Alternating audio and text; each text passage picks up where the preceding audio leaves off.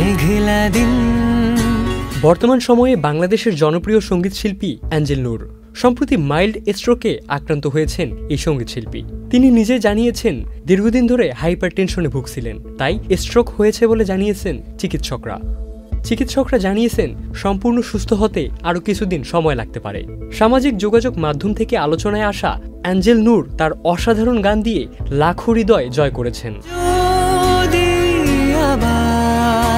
সম্প্রতি ভারতীয় সঙ্গীত শিল্পী অরিজিৎ সিং টুইটারে তার গান শেয়ার করে লিখেছেন, কি দারুণ গান।